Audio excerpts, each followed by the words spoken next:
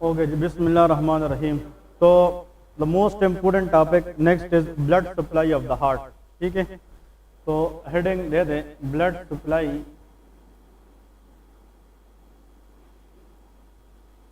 Of heart.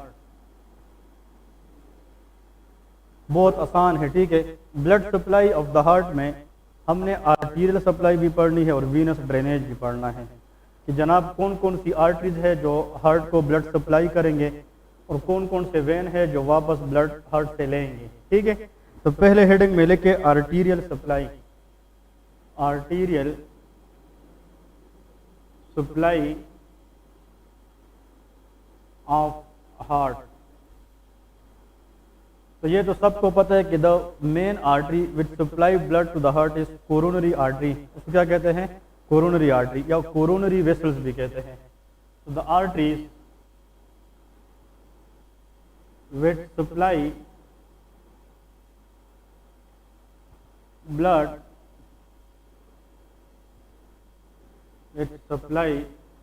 Blood to heart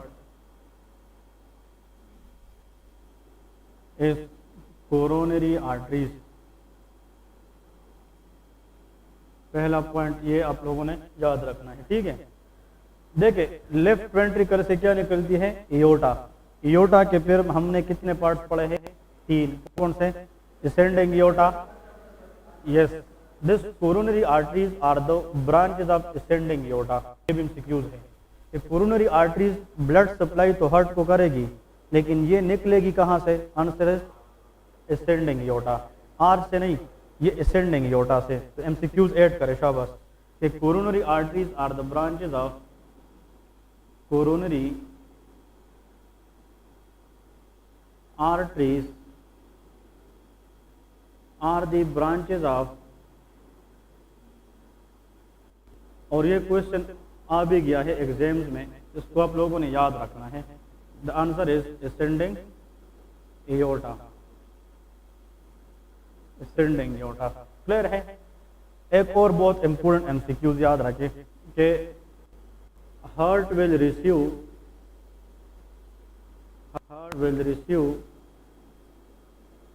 blood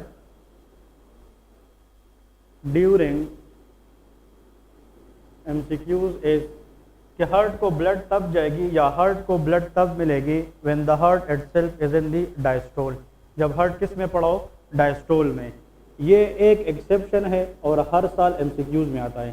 देखिए अगर head से लेकर टोस तक हमने किसी भी आर्गन को ब्लड देना है तो वो ब्लड हमें कहाँ से लेना पड़ेगा? हार्ट से। और हार्ट बॉडी को ब्लड तब देगी जब हार्ट की क्या हो? कंट्रैक्शन। तो all part of the body will be receive their blood when the heart is in systole except the heart itself. कि हार्ट को अपनी ब्लड तब मिलेगी जब हार्ट किस में हो? डायस्टोल में हो। ये एमसीक्यूज है। देखिए अगर हमने लीवर को ब्लड देना है, लीवर को, तो लीवर को तो तब मिलेगा जब हार्ट से ब्लड निकले, तो वो किस में निकालेगा? सिस्टोल में। ब्रेन से लेकर टोस तक जितने भी आर्गन है उसको ब्लड सिस्टोल में मिलती है, लेकिन हार्ट को जो अपनी सप्लाई है वो तब मिलती है जब हार्ट किस में हो? डायस्टोल में हो। इसका रीजन मैं भी आप लोग को थोड़ा सा बताता चलूं। एक और पॉइंट याद रखें कि जो कोरोनरी आर्टरीज है ना, coronary arteries they are 2, right coronary and left coronary. तो यहाँ पे आप लोग लेके coronary arteries are of 2। Number first is right coronary artery और इस साइड पे क्या है? Left coronary artery. Left coronary artery. अब इधर देखे, अगर for example we are talking about aorta, simple diagram अगर हम ड्रा करें तो हमारा मेन मकसद लेफ्ट वेंट्रिकल से है, क्योंकि एओर्टा कहाँ से निकलती है? Left ventricle. लेफ्ट वेंट्रिकल से जूं ही एओर्टा निकलती है ना, एओर्टा यहाँ पे एओर्टिक वाल है ना, एओर्टा जब निकलती है तो यहाँ पे एओर्टा के अंदर इस तरह एक थोड़ी सी डायलेशन पोर्शन है और इस साइड पे भी एओर्टा की थोड़ी सी पार्ट क्या है? डायलेटेड है। और फिर ये इस तरह ऊपर की तरफ ये है तो क्या है? Ascending aorta. ये आर्च ऑफ एओर्टा है और नीचे क्या है? Descending aorta. तो याद रखे anatomically normally there is some dilation in the ascending aorta, ascending aorta के अंदर इस डायग्राम के नीचे लिखे note, there are dilation in ascending aorta which are known as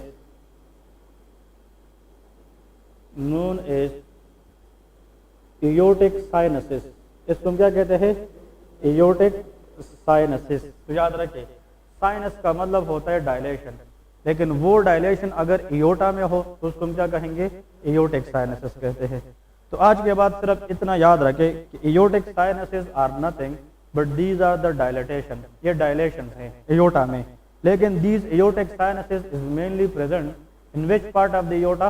ascending aorta. ये असेंडिंग एयोर्टा में है, ये आर्च ऑफ द एयोर्टा या डिसेंडिंग एयोर्टा में नहीं होते।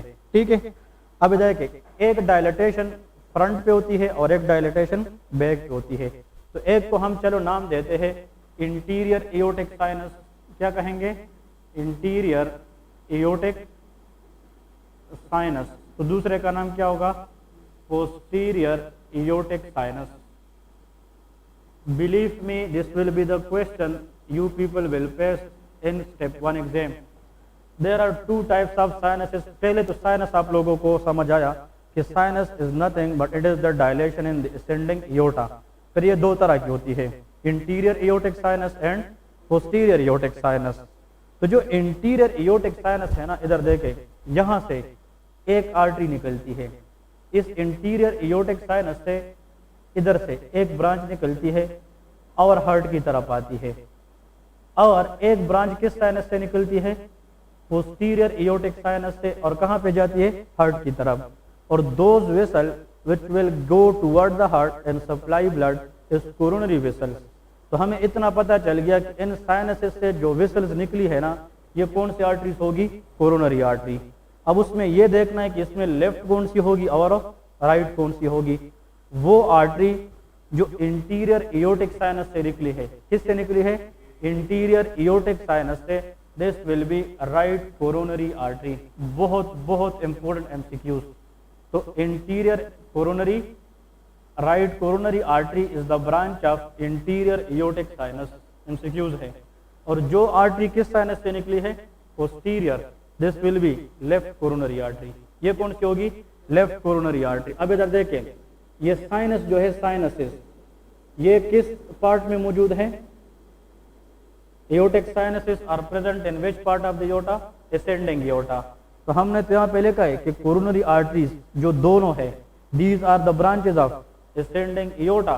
लेकिन फिर असेंडिंग एयोर्टा की स्पेसिफिकली साइनसेस से निकलती है जो डायलेशन है। तो एक इंटीरियर एयोर्टिक साइनस है और एक पोस्टीरियर है। तो जो इंटीरियर एयोर्टिक साइनस है उससे राइट कोरोनरी आर्टरी निकलेगी, और जो पोस्टीरियर है उससे लेफ्ट कोरोनरी आर्टरी निकलेगी। और ये दोनों आर्टरी जाकर किसको सप्लाई करेगी? हार्ट को सप्लाई करेगी। Specially which layer of the heart? Myocardium, because myocardium has the ability to relax and contract. और जब हार्ट रिलैक्स और कंट्रैक्शन करेगा तो हार्ट की फिलिंग भी होगी और हार्ट से ब्लड की इजेक्शन भी होगी। तो लेफ्ट और right coronary artery both are 90% supplied myocardium part of the heart specially. Clear है? तो याद रखें, for me in any exam one MCQs are may be there, are next MCQs may be there, लेकिन जरूरी एक MCQs आता है कि राइट कोरोनरी आर्टरी किस साइनस से निकलेगी? इंटीरियर एयोर्टिक साइनस से, और left coronary artery posterior aortic sinus से। और aortic sinuses are nothing but these are the dilation in the ascending part of aorta. Next question ये है, अगर आप लोगों से कोई ये सवाल करे कि इस एयोर्टिक साइनस का फायदा क्या है? फायदा क्या है? एक फायदा तो ये है कि इससे हमें कोरोनरी आर्टरी की ओरिजिन पता चलता है कि एक साइनस से राइट आती है तो एक साइड से लेफ्ट। दूसरा फायदा यह है ना कि left ventricle is a much more thicker ventricle. सबसे थिक वेंट्रिकल कौन सा है? लेफ्ट। और जब ये प्रेशर से ब्लड एयोर्टा को देगी तो एयोर्टा पे प्रेशर ज्यादा आएगी कि कम? और the most pressure exerted on aorta is which part? Which is near to the ventricle, ascending aorta. इस पे ज्यादा प्रेशर होगा, तो ज्यादा प्रेशर से एयोर्टा के रप्चर चांसेस क्या होते हैं? ज्यादा। तो अल्लाह ताला ने इस असेंडिंग एयोर्टा में इस तरह डायलेशन प्रोवाइड की है और उस डायलेशन से एयोर्टा की जो डायमीटर है वो क्या हो चुका है, ज़्यादा, to accommodate more pressure of the left ventricle. तो इन साइनसिस का ये भी एक मतलब है कि इन साइनसिस ने एयोर्टिक डायमीटर को बढ़ाया है और उस वजह से it will accommodate more pressure to decrease the tearing in the aorta या असेंडिंग एयोर्टा। बात समझ आ गई? देखे, असेंडिंग एयोर्टा वो पार्ट है जो लेफ्ट वेंट्रिकल के बिल्कुल नजदीक है। तो लेफ्ट वेंट्रिकल तो रुकता नहीं है, 24 घंटे वो पंप करता है। तो ऑल द टाइम किस पार्ट पे जो है ना ज्यादा प्रेशर लगेगा, असेंडिंग एयोर्टा पे।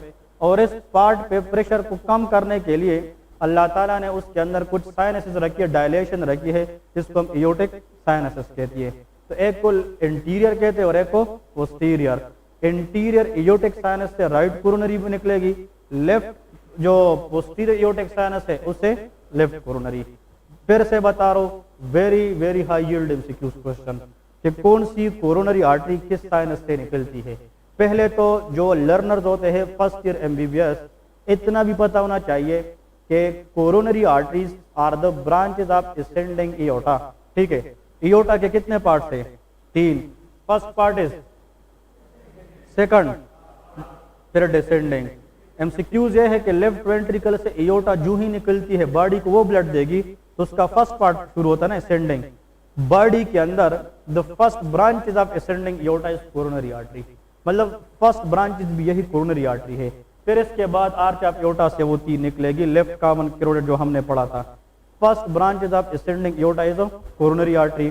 फिर these arteries are arises from ascending aorta of their aortic sinuses, एक इंटीरियर साइनस से और एक पोस्टीरियर। इंटीरियर से कौन सी आर्टरी? Right coronary.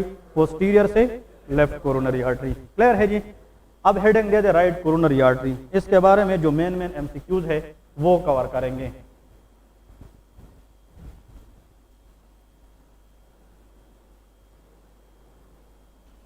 यहां पे लेके right coronary artery,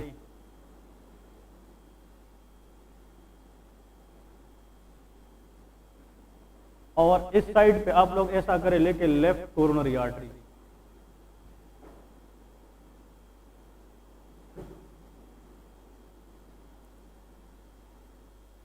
left coronary artery, ठीक है। Thank you. एक को हम कहते हैं RCA,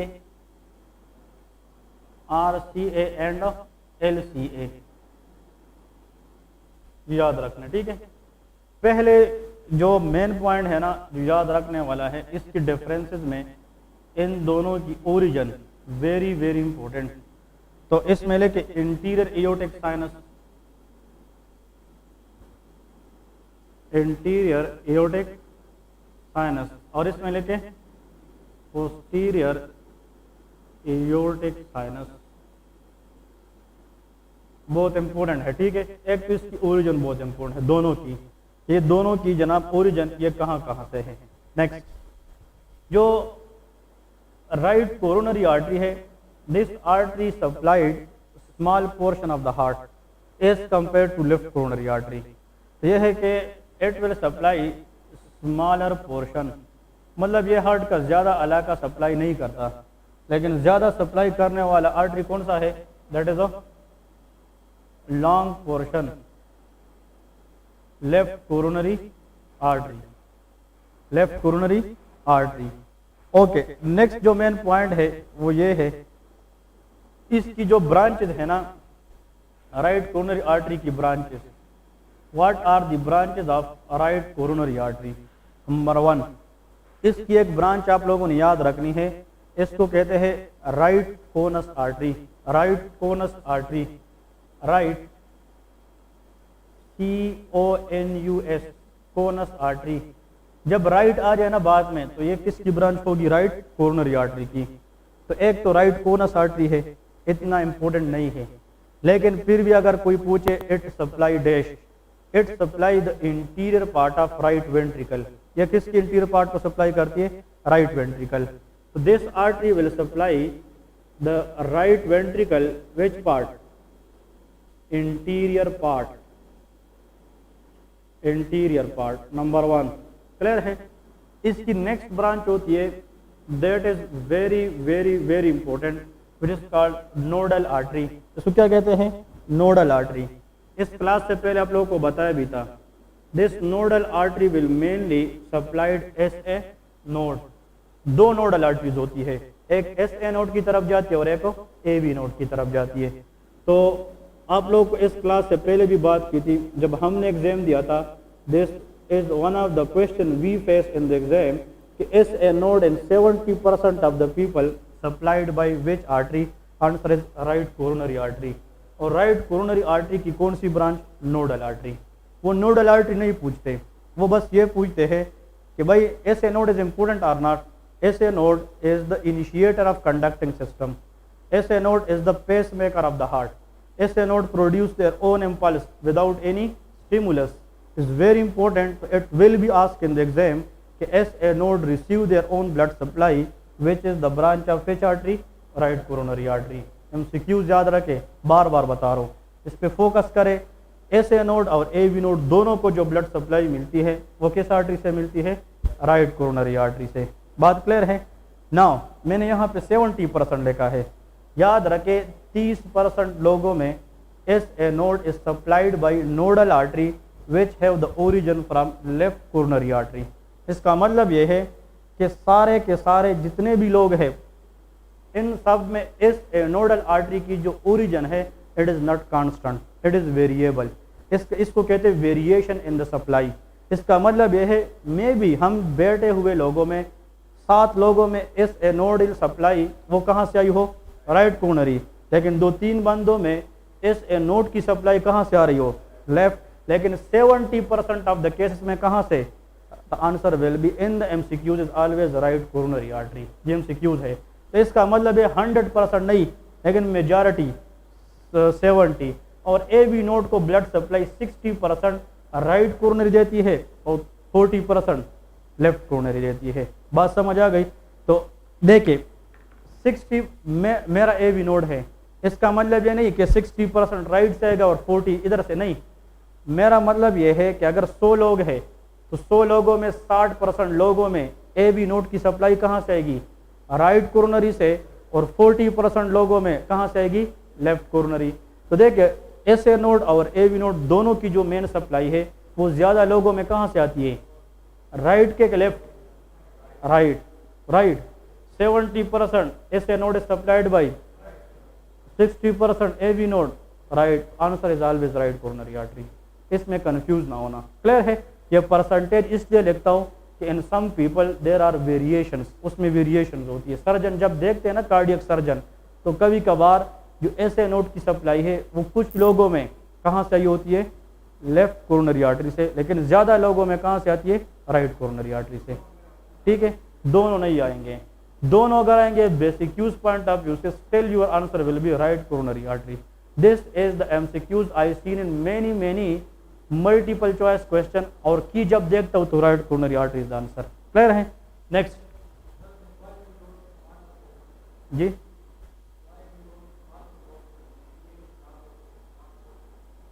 it is not long. The most powerful ventricle which is thickest in all chambers of the heart is left ventricle. उसका इंटीरियर, इंफीरियर, पोस्टीरियर सब supply उस लेफ्ट कोरोनरी आर्टरी के पास है। जो आपकी पूरी पंपिंग चेंबर है उसका कंट्रोलर कौन है? Left coronary. तो ये है conducting system is nothing but thickness of the muscle which is supplied it matter. तो ज्यादा थिकनेस कौन सप्लाई करता है? Left coronary. लेस थिकनेस को सप्लाई करता है राइट कोरोनरी। क्लियर है? नेक्स्ट, इसकी नेक्स्ट ब्रांच लेके posterior interventricular artery, very very important.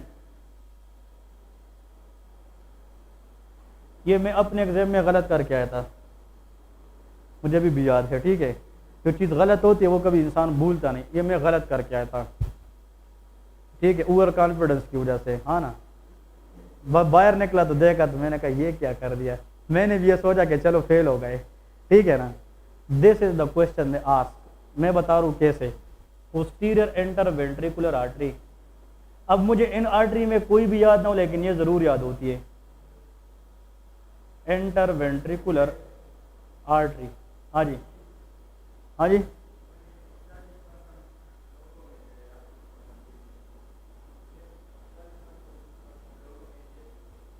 Left side से आती है, लेफ्ट से आती है, और 60% लोगों में राइट से आती है। कहने का मतलब है कि अगर ए बी नोडल आर्टरी आया या एस ए नोडल आर्टरी, दोनों में राइट है, क्योंकि दोनों की परसेंटेज हाफ से ज़्यादा कहाँ से आती है, राइट कॉर्नरी से। ऐसे दिस इज द एमसीक्यूज। ठीक है, अब एक पॉइंट आता है ना एमसीक्यूज में, आप लोगों से वो पूछेंगे ना कि ये साइड पे इस तरह एमसीक्यूज लेके इसको तो अभी हल कर देते हैं। इसके साइड पे टेबल से डोमिनेंसी ऑफ द हार्ट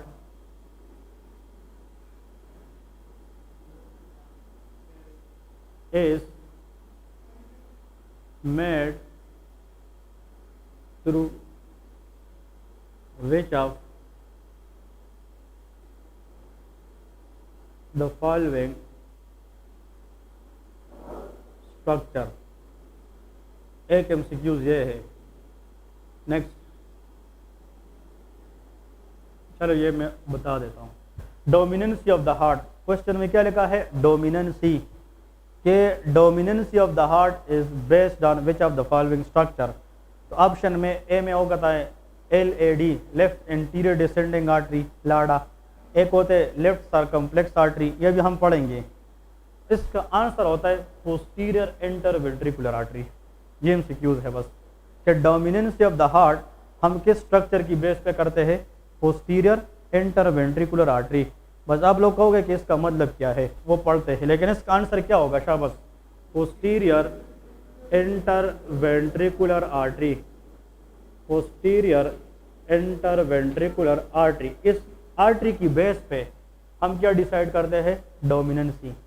अब डोमिनेंसी का मतलब यह है कि दिस पोस्टीरियर इंटरवेंट्रिकुलर आर्टरी कुछ लोगों में आती है from which artery, right coronary, लेकिन कुछ लोगों में this posterior interventricular artery also come from where, left coronary. अब अगर एमसीक्यूज इस तरह आ जाए, एक एमसीक्यूज तो ये है, और कभी कभार आता है कि एक पेशेंट है जनाब, उसकी हार्ट में कोई एरिया ब्लॉक है और जनाब सर्जन ने ये देखा उसकी पोस्टीरियर इंटरवेंट्रिकुलर आर्टरी वो अराइज हो चुकी है राइट कोरोनरी आर्टरी से। कहाँ से, राइट कोरोनरी आर्टरी। तो this person is known as dash, इसको हम राइट डोमिनेंट कहते हैं, इसको right dominancy of the heart कहते हैं। क्या कहते हैं, राइट डोमिनेंसी ऑफ हार्ट। और अगर ये पोस्टीरियर इंटरवेंट्रिकुलर आर्टरी ये किस आर्टरी से निकले, लेफ्ट कोरोनरी आर्टरी से, तो this is known as left dominancy of the heart. ठीक है, तो इसका मतलब यह है कि डोमिनेंसी ऑफ द हार्ट में भी लेफ्ट और इट में भी right, depend upon the origin of posterior interventricular artery. If this artery arises from the right coronary, it will be dominant on the right side. और अगर ये artery किस से निकले, लेफ्ट कोरोनरी से, तो it will be dominancy of the left side। बस ये पॉइंट है। तो हमसे जो पूछा गया था वो ये था, दो तरह के क्वेश्चन है कि which structure will decide dominancy of the heart, posterior interventricular artery.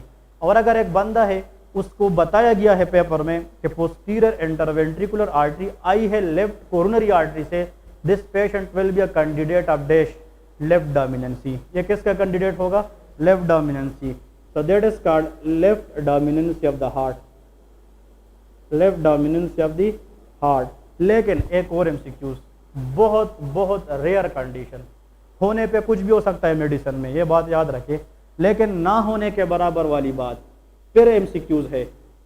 60 to 60% posterior interventricular artery arises from right coronary artery, इसलिए मैंने उधर लिखा है। फिर यहाँ पे 20 to 25% चांस कहाँ से होता है, लेफ्ट कोरोनरी आर्टरी से होता है। तो majority of the population people they are right dominancy, ये भी है। द मोस्ट कॉमन डोमिनेंसी क्या है, वो राइट डोमिनेंसी है, क्योंकि जो पोस्टीरियर इंटरवेंट्रिकुलर आर्टरी है उसकी मेजॉरिटी केसेस में ओरिजिन कहाँ से होती है, राइट कोरोनरी से। तो बहुत से लोग पॉपुलेशन में, हम में अगर 12 है 14 है तो उनमें से 10 लोग क्या है, राइट डोमिनेंसी के हैं, बहुत कम लोग किसके होंगे, लेफ्ट डोमिनेंसी के।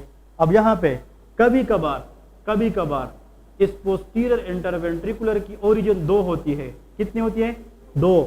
एक इसकी छोटी सी ओरिजिन कहाँ से होती है, और छोटी सी ओरिजिन ये उसकी ओरिजिन को शेयर करते हैं दोनों। ये ना होने के बराबर केस होते 1 से 2% लोग, बहुत कम, ना होने के बराबर but if posterior interventricular artery, they are arises from both LCA and RCA, these population are called codominancy of the heart. इसको कोडोमिनेंट कहते हैं, कंबाइंड डोमिनेंट है, मतलब इसमें लेफ्ट भी है और राइट भी है, तो इसको हम कोडोमिनेंसी ऑफ द हार्ट कहते हैं। तो भाई इस वाले पिक्चर में एक एमसीक्यू लाजमी है। क्लियर है? क्वेश्चन ये है कि किस आर्टरी की बेस पे हम हार्ट को डोमिनेंसी का नाम देते हैं? Posterior interventricular artery. अगर ये आर्टरी तो राइट साइड से आई है तो फिर राइट डोमिनेंसी है, और अगर ये लेफ्ट साइड से है तो लेफ्ट डोमिनेंसी है। कभी कभार ना होने के बराबर बहुत बहुत बहुत कम लोगों में इसकी ओरिजिन दोनों से आती है, तो उसको क्या कहेंगे? कोडोमिनेंसी। लेकिन the most common dominancy of the heart is right dominancy. Therefore posterior interventricular artery is the main artery. Mostly most people come from right coronary artery, and this artery supply the posterior part of right atrium and right ventricle both. ये right posterior interventricular दोनों ventricle के दरमियान posteriorly जाकर उस पूरे surface को supply कर देती है। क्लियर है? एक और ब्रांच लेके, the last branch that is known as marginal artery.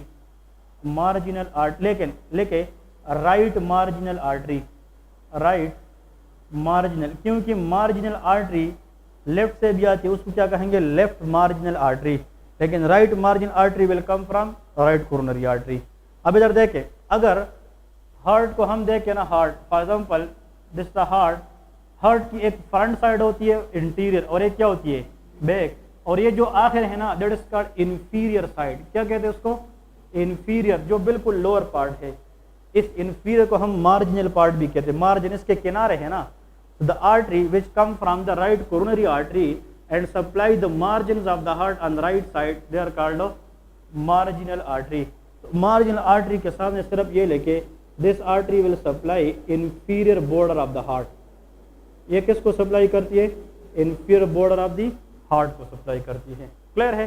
तो भाई मेरे लिए इसमें जो आप लोगों को क्वेश्चंस आएंगे ना सारे कवर हो गए। फिर से बता, posterior part of the right ventricle as a whole up to AV septum.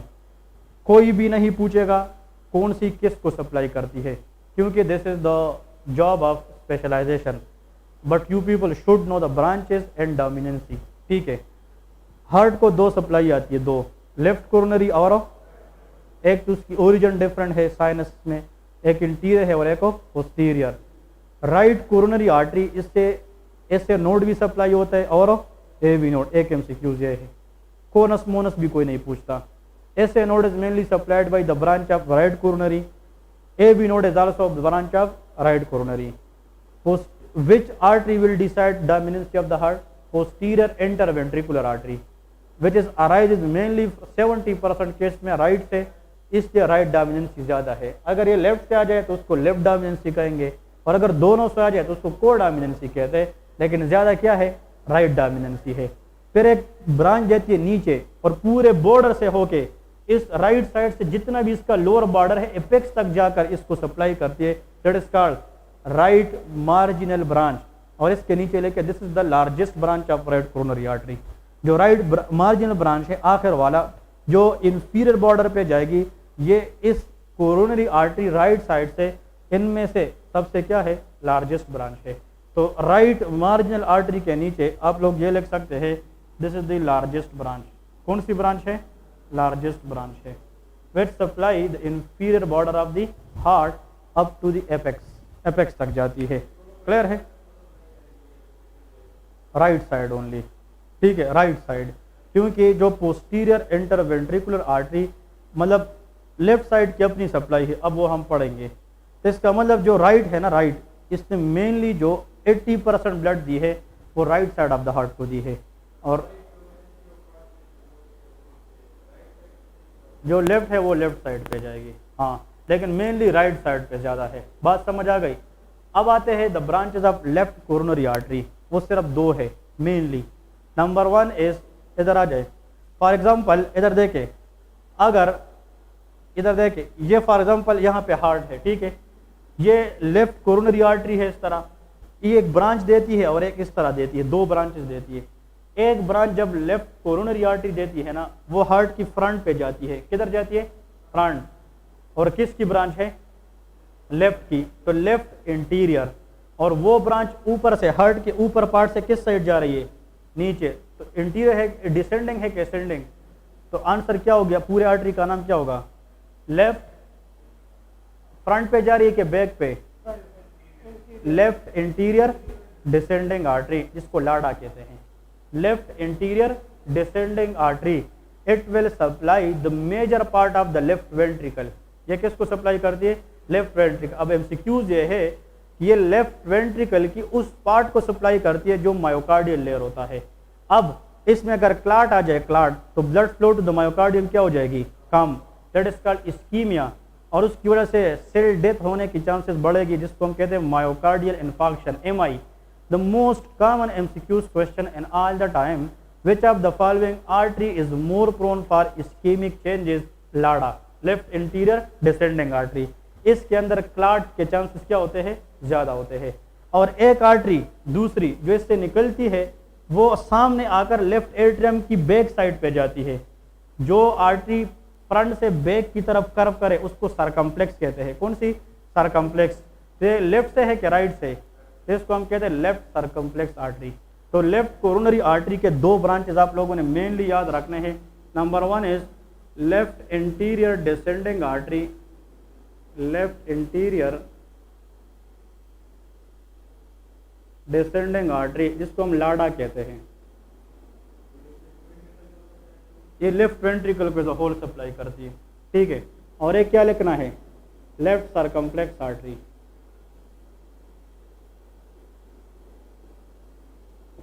Left circumflex, इसको LCX भी कहते हैं, लेफ्ट सरकमफ्लेक्स आर्टरी को। किस चीज की?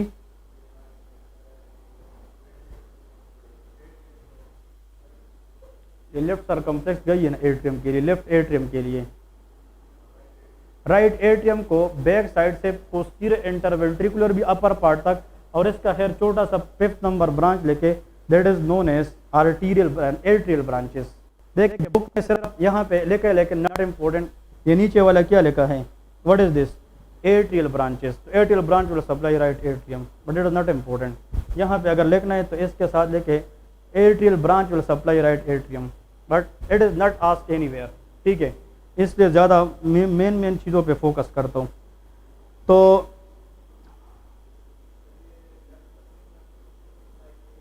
जी, लेफ्ट सरकमफ्लेक्स आर्टरी ये जनाब कहाँ पे जाएगी? लेफ्ट साइड पे जाएगी। और ये क्या सप्लाई करेगी? ये लेफ्ट पार्ट ऑफ द, ये होल लेफ्ट एट्रियम को और left part of the posterior part of the left ventricle को सप्लाई करेगी। क्लियर है? होल लेफ्ट एट्रियम और back side of the left ventricle ये सप्लाई करेगी लेफ्ट सरकमफ्लेक्स आर्टरी। और जो लाडा है वो front of the whole left ventricle को सप्लाई करेगी। That's it.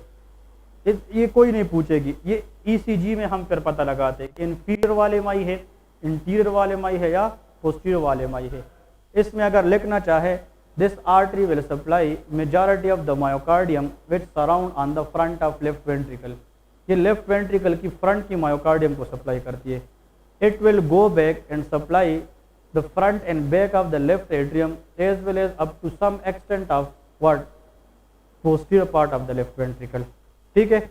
नाउ इधर देखे ना, एक पॉइंट है, इधर आ जाए। फॉर एग्जांपल एक थोड़ा सा आप लोगों को मजीद, हार्ट है ना, हार्ट, तो हार्ट में एट्रियाज है और वेंट्रिकल। इधर देखे, जब प्रैक्टिकली आप हार्ट को देखते हैं ना, तो हार्ट के अंदर कुछ इस तरह की डिप्रेशन है, उसको हम कहते हैं ग्रूव। क्या कहते हैं? Groove, GROOVE। Groove mean depression. इधर देखे, एट्रिया और वेंट्रिकल के दरमियान एक ग्रूव होता है, उसको क्या कहते हैं? Atrio ventricular groove. बताए, एट्रियो वेंट्रिकुलर ग्रूव। लेकिन ये जब तक हार्ट सामने ना होना हम नहीं बता सकते। तो हार्ट के अंदर अपनी ग्रूव होती है, डिप्रेशन होती है, उसको क्या कहते हैं? Atrio ventricular groove. इधर देखें, उस ग्रूव को जब हम फ्रंट से देखते हैं फिर भी नजर आते हैं, और जब हार्ट की बैक देखते हैं वो ग्रूव उधर भी होते हैं। तो there is interior atrio ventricular groove and posterior atrio ventricular groove. इधर देखें, जो राइट कोरोनरी आर्टरी है ना, ये जब इयोटिक साइनस से निकलती है और हार्ट की तरफ आती है, this right coronary artery will run in the interior atrioventricular group. ये किसके अंदर रन करती है? इंटीरियर एट्रियोवेंट्रिकुलर ग्रुप की तरफ, और ऊपर पार्ट से नीचे एपेक्स की तरफ जाती है। तो जब ये जाती है तो ये रास्ते में मुख्तलिफ ब्रांचेस देती है। एक ये राइट कोनस ब्रांच देगी जो interior part of the right ventricle को सप्लाई करेगी। एक नोडल आर्टरी होगी जो ऐसे नोड को जाएगी, दूसरी नोडल आर्टरी एवी नोड को जाएगी, फिर नीचे आएगी नीचे और इंफीरियर मार्जिन को क्या देगी? Marginal artery. और याद रखें, अगर ये हार्ट है इधर देखे, ये राइट कोरोनरी आर्टरी आ रही है किस ग्रुप में? Interior atrioventricular group. और यहाँ पे खत्म होती है ना, इधर देखे, तो this artery will come back on the back side of the heart. तो बैक साइड पे किस ग्रुप में आ जाएगी? पोस्टीरियर एट्रियोवेंट्रिकुलर ग्रुप की मिड में आकर ये खत्म हो जाती है। यहाँ पे क्या हो जाती है? खत्म हो जाती है। तो मुझे सिर्फ इतना बताएं, इधर देखे, इस हार्ट के इस फ्रंट पे ये क्या जा रही है? एट्रियोवेंट्रिकुलर ग्रुप, जिसके अंदर ये क्या जा रही है? Right coronary artery. और इसने यहां से इस तरह बैक करके पोस्टीरियर इंटरवेंट्रिकुलर ग्रुप में जाकर यहां पे खत्म हो गया है। इस तरह समझ आ गई क्या नहीं? अब आते लेफ्ट कोरोनरी आर्टरी। तो लेफ्ट कोरोनरी आर्टरी ने कितनी ब्रांचेस दी है? तो एक तो लेफ्ट इंटीरियर डिसेंडिंग आर्टरी है जो वेंट्रिकल की तरफ, और एक लेफ्ट सरकम्प्लेक्स है, वो किधर जाएगी? फ्रंट या बैक? वो बैक साइड पे जाकर लेफ्ट एट्रियम को भी करेगी और किस ग्रुप में आएगी? पोस्टीरियर एट्रियोवेंट्रिकुलर ग्रुप, और नीचे आकर मिड में इस राइट कोरोनरी आर्टरी के साथ एनास्टोमोसिस करेगी, कनेक्शन बनेगी। अब समझ आ गई कि नहीं? तो left circumflex artery will go on the back side of atrioventricular group, it will anastomose with the terminal part of right coronary artery. Clear है कि नहीं? लेकिन यह है कि ये सर्कुलेशन तब समझ आती है जब हार्ट की सिंपल सामने पड़ी हो। लेकिन आई विल ट्राई कि अगर यहाँ लैब पे कोई है तो इंशाल्लाह नेक्स्ट क्लास में आप लोगों को हार्ट दिखाएंगे, प्रैक्टिकली नहीं लेकिन डमी में, ठीक है ना? क्लियर है? शायद लेके आएगा ना हार्ट, कहीं से ला सकते हो? दिल है आपके पास कि नहीं? अपना नहीं किसी का? हाँ, लाडा supply the whole front of the left ventricle. Left ventricle की फ्रंट जितनी भी मायोकार्डियम है वो लाडा सप्लाई करती है। नीचे एक एमसीक्यू लिखे, the most common artery which is prone for ischemia, answer is लाडा। लेफ्ट इंटीरियर डिसेंडिंग आर्टरी, इसमें क्लॉट बनने के चांसेस ज़्यादा होते हैं, और अगर blood flow to the myocardium क्या हो जाए? कम हो जाए। इधर देखे, अगर ये मायोकार्डियम को सप्लाई करती है पूरे थिकनेस को, इसमें ये ब्लड क्या हो जाए? क्लॉट आ जाए, थ्रोम्बस आ जाए, तो ब्लड फ्लो टू मायोकार्डियम क्या हो जाएगी? कम। और मायोकार्डियम का अगर ये सेल है इधर देखे, इस सेल के अंदर कुछ एंजाइम पाए जाते हैं। The first is called LDH, lactate dehydrogenase. कौन सी? Lactate dehydrogenase. बात है नहीं यार? LDH is the enzyme present in which cell? Myocardial cell. इसमें जनाब एक और चीज होता है ट्रोपोनिन आई, नाम सुना है कि नहीं? एक होता है ट्रोप टी, एक होते CKMB, ये नाम सुने कि नहीं? ये सारी चीजें मायोकार्डियल सेल के अंदर होते हैं। अब अगर ब्लड फ्लो मायोकार्डियम को क्या हो जाए? कम हो जाए, लेकिन इतना कम नहीं है जिस पे सेल की डेथ हो जाए। लेकिन कम होने की सूरत में जो पहला इंसान को सिम्टम आता है ना, दैट इज चेस्ट पेन। वो क्या होता है? Chest pain. When there is decreased blood flow to the myocardium, initial symptom is called chest pain, और decreased blood flow to the myocardium is called angina। इसको हम क्या कहते हैं? एंजाइना कहते हैं। लेकिन अगर ये ब्लड फ्लो इतना कम हो जाए जिस पर सेल की क्या हो जाए? डेथ हो जाए, it is called myocardial infarction. इसको MI कहते हैं। तो एंजाइना और MI में ये फर्क है ना, कि एंजाइना भी डिक्रीज ब्लड सप्लाई को कहते हैं, MI में भी, लेकिन ये इतना डिक्रीज नहीं है जिस पे सेल की क्या हो जाए? डेथ हो जाए। लेकिन अगर ये ब्लड और भी कम हो जाए और मायोकार्डियल सेल की क्या हो जाए? डेथ, तो उसको MI कहते हैं। तो व्हाट इज द डिफरेंस? जब फिर हम बंदे की ब्लड को देखते हैं, ब्लड टेस्ट, तो देखे अगर एंजाइना पेशेंट है तो उसमें सेल डेथ हुआ है? नहीं। तो उसमें ये जितनी भी चीजें हैं ये सेल के अंदर ही है, तो ब्लड में हमें मिलेगी नहीं। लेकिन अगर एक बंदे को चेस्ट पेन हुआ था और उसके बाद मुझे सीरम में LDH मिला, ट्रोप आई, ट्रोप टी मिला, इसका मतलब the person is suffering from MI। तो द क्लिनिकल, और इन सब को इकट्ठा कहते हैं कार्डियक मार्कर्स। क्या कहते हैं? कार्डियक मार्कर जिसको कहते हैं। The difference between angina and MI is the absence और प्रेजेंस ऑफ कार्डियक मार्कर्स। और ये प्रूफ करूंगा, पढ़ाऊंगा आसानी से कि कौन सा मार्कर इनिशियली ब्लड में आएगा, कौन सा 4 घंटे बाद आएगा, कौन सा 6 घंटे बाद आएगा, और कौन सा है जो मोस्ट सेंसिटिव है, कौन सा है जो मोस्ट स्पेसिफिक है, वो हम पढ़ेंगे आगे। और ये सारे एमसीक्यूज है, आते हैं एमसीक्यूज इसके, लेकिन याद रखे कि आखिर में जो आएगा ना, आखिर में आएगा और आखिर में जाएगा, वो एलडीएच होता है। वो क्या होता है? एलडीएच। इसमें अगर पूछा जाए इन सब में कौन सा है जो सबसे आखिर में आता है और आखिर में जाता है, LDH. LDH state form, L mean lazy, ये लेजी है, आखिर में जाता भी है, आखिर में आता भी है। क्लियर है? इसको हम डिस्कस करेंगे। लेकिन ब्लड में इन चीजों का मिलना, इसका मतलब क्या है कि ये सेल से निकले हैं, और ये तब निकले हैं जब सेल की क्या हो चुकी है? Death, that is called MI. तो अगर ये डेथ हार्ट की फ्रंट पे हुई है मायोकार्डियम में, इंटीरियर वाले एमआई है, अगर बैक पे हुई है पोस्टीरियर वाले एमआई है, और अगर लोअर साइड पे हुए तो इंफीरियर वाले एमआई है। बात समझ गए कि नहीं? हाँ,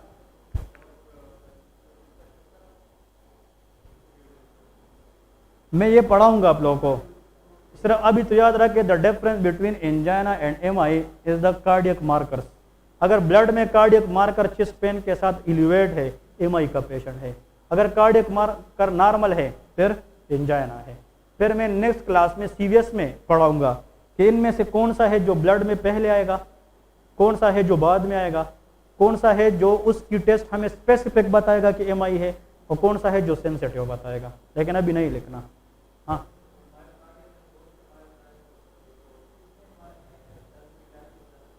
okay, good question to ask. Myocardium में तो बहुत से मायोसाइट्स है, बहुत से सेल है। कितने सेल की डेथ हो जाए तो हमें क्या मिलता है? These enzymes. रिमेंबर, डेथ एक आर्टरी जो है ना, artery they not supply a single cell in myocardium. A single artery can supply a definitive area of myocardium. In that area contain sufficient enough of cell which will produce lot of these cardiac markers। तो मतलब इसके लिए न एक cell का concept है, न 100 का कंसेप्ट है, इसमें एक पोर्शन का कंसेप्ट है। A portion of myocardium should be die. ठीक है? तो कभी कभार पूरा मायोकार्डियम डेथ होता है, उसको ट्रांसम्यूरल इन्फॉक्शन कहते हैं, और कभी कभार एक पार्ट डाई होता है, उसको सब एंडोकार्डियल इन्फॉक्शन कहते हैं। ठीक है? लेकिन आगे पढ़ूंगा सीवीएस में।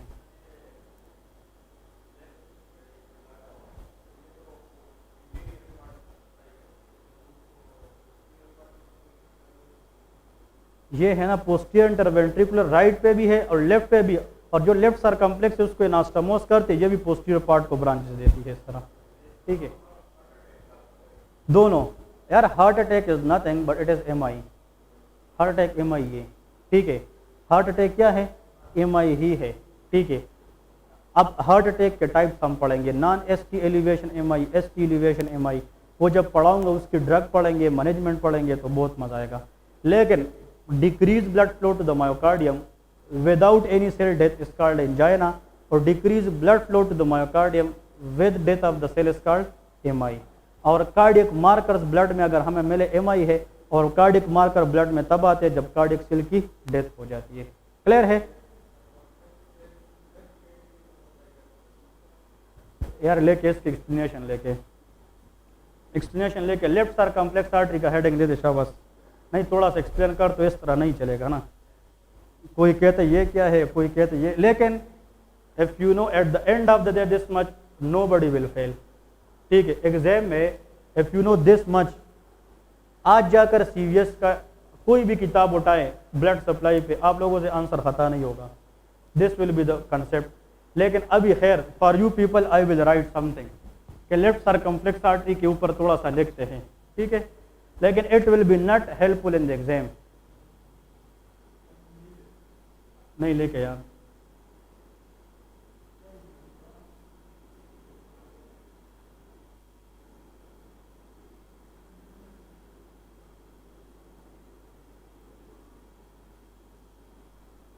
smaller branch of left coronary artery as compared to LADA।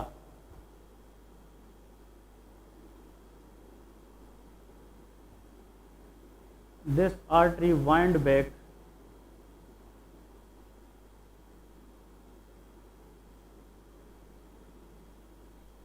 and anastomos with posterior interventricular artery। एक तो ये लेफ्ट कोरोनरी आर्टरी की दो ब्रांचेस थी ना, एक सरकमफ्लेक्स है और एक लाडा है। उन दोनों में से लार्जर तो लाडा है और स्मॉलर क्या है, लेफ्ट सरकमफ्लेक्स है। दूसरी बात है कि ये लेफ्ट साइड की बैक साइड पे जाती है और वहाँ पे पोस्टीरियर इंटरवेंट्रिकुलर आर्टरी के साथ क्या करती है, ब्रांच बनाती है। और इसमें ये लेके it will supply the back side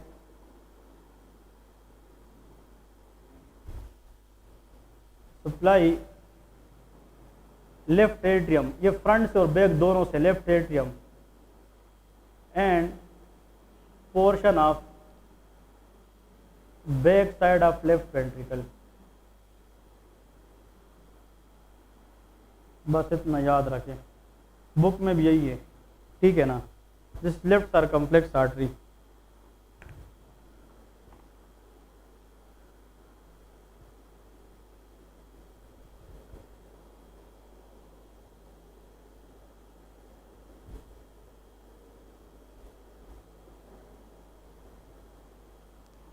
okay जी, this is all about blood supply of the heart. ठीक है, जो क्वेश्चन यहाँ पे पॉइंट आउट किए हैं वो आप लोगों ने ग्रेप करने हैं। ऐसा ना हो कि फिर 2 दिन बाद पूछो किसी को नहीं पता हो, ठीक है ना। जो चीज़ पढ़ाई जाए उसको ग्रेप करके पढ़े, दैट्स इट, ठीक है ना।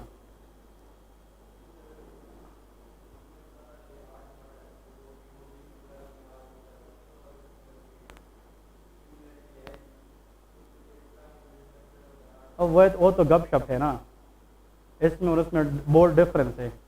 प्रैक्टिकली मैं सोचता हूँ कहीं से डमी लाए ना हार्ट की, उसके ऊपर वेसल भी बने होते हैं, उसको फिर डिस्कस करेंगे और भी मजा आएगा, ठीक है। हाँ जी, नहीं नहीं, इधर कहीं डमी वगैरह लेब वगैरह से। ओके जी, आगे टॉपिक पढ़ाओ या बस? हमें सिर्फ 2 छोटे टॉपिक रहते हैं, वीनस ड्रेनेज और कंजेनिटल हार्ट डिजीज, तो हम खैर पे तो ही पढ़ेंगे बस। इंशाल्लाह फिर मंडे से एक क्लास में ख़त्म करेंगे, दूसरे में इंशाल्लाह बायोकेम स्टार्ट करेंगे। और मंडे ऑनवर्ड ट्यूसडे से फिर एक क्लास एनाटॉमी की चलेगी, लेंथी क्लास 1.5 घंटे की, और 1 घंटे की बायोकेम चलेगी बस, ठीक है यार। बायोकेम लास्ट टाइम जो मैंने कितने टाइम में किया था आप लोगों, 1 महीना हुआ था, लेकिन अगर हम डेली बेस पे 1-1 घंटा पढ़े, it will take 16 to 18 days. लेकिन वो बायोकेम पढ़ेंगे जो टेक्स्ट बुक से है, जो आप लोगों को इंशाल्लाह फिर कोई मसला नहीं होगा। मतलब फिर फर्स्ट एड उठाओगे पढ़कर आप लोगों को मज़ा आएगा, और फर्स्ट एड के अंदर आप लोगों को कमी का अंदाज़ा भी होगा कि बायोकेम के फर्स्ट एड में याद रखे बायोकेम के फर्स्ट एड में जो कंसेप्ट विटामिन ए में है ना, उसकी कंसेप्ट उसने ग्लाइकोजन स्टोरेज डिजीज में लिखा है आगे पीछे। जब हम बायोकेम पूरी ख़त्म करेंगे फिर आप फर्स्ट एड से एक दफ़ा गो थ्रू करेंगे, आप लोगों को मज़ा आएगा। मतलब अभी रेंडमली उन लोगों ने लिखा है, इधर का कंसेप्ट उधर से, उधर का इधर से, लेकिन हम उसको एक तारोली तरीके के साथ पढ़ेंगे। पहले विटामिन पढ़ेंगे, फिर कनेक्टिव टिश्यू डिसऑर्डर, फिर बायोकेमिकल साइकिल्स पढ़ेंगे, Krebs cycle, glycolysis, metabolic disease पढ़ेंगे, फिर लाइसोसोमल स्टोरेज डिजीज़ और ग्लाइकोजन स्टोरेज डिजीज़ और लाइपोप्रोटीन्स, ये पढ़ेंगे। तो इंशाल्लाह बायोकेम के, अल्लाह का शुक्र है, बायोकेम का जितना भी पार्ट है ना वो हमारे ही आता है एग्जाम में। तो जो चीज़ पढ़ाएंगे फर्स्ट एड भी कवर होगा और इंशाल्लाह एग्जाम के क्वेश्चन भी हल हो जाएंगे, ठीक है।